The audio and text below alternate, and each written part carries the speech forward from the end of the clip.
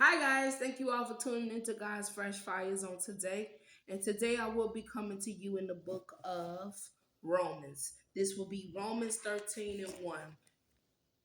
This verse says, "Let every soul be subject to the governing authorities, for there is no authority except from God, and the authorities that exist are appointed by God." Now, I wanted to point this out because it spoke out to me about that.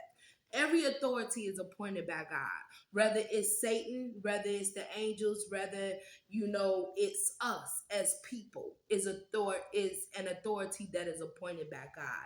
Everything happens for a reason. For example, I want to go to Jacob and Esau.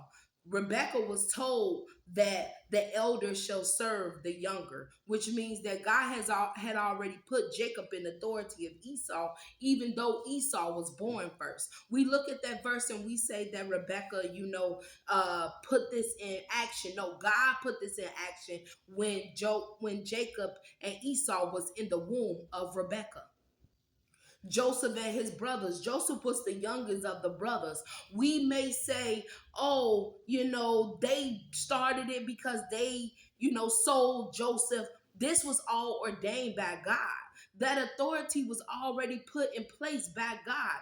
Joseph had a dream about him, his brothers, and the mother was all going to bow down to Joseph. Joseph knew his authority was going to be higher than theirs, what God ordained.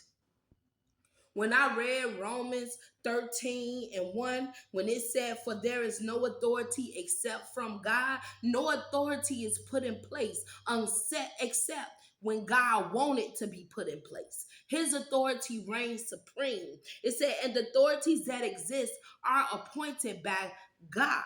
So when we go out and say, oh, Satan is the enemy, Satan is this, I don't feel like Satan is the enemy. I feel like Satan is doing his job. A lot of times we just fall victim to what Satan has put in place. When it came down to Adam and Eve, God knew that Satan was going to come and try to convince them about eating the fruit in the Garden of Eden. But they fell victim to Satan's manipulations. And we already know about Satan and Job. Satan had to get the authority from God to go ahead and mess with Job. Satan could have messed with Job at any time because Satan knew about Job. He said, I done went to and fro. Satan knew about Job, but Satan also knew that God covered Job, that God was over Job.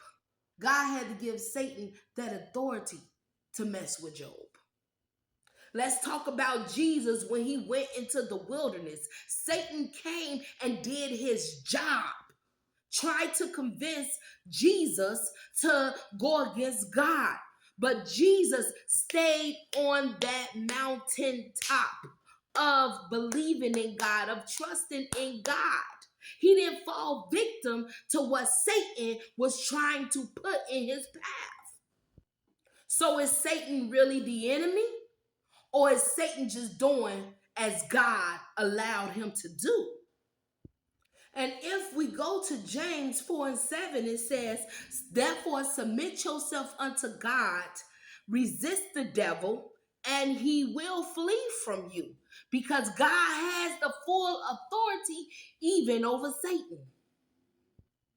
And when it comes down to Satan and his manipulation and his tricks, remember, you are backed by the power of God, which is the sole owner of their authority. So remember, God has the last word. His word reigns true. Your position in life is yours. Your blessing is meant for you. Sometimes we don't understand why people is put in places of authority because we don't see them fit for it. But it could be a lesson that has to be learned, good or bad, to the reason why they was placed in that authoritative position. Everything happens for a reason.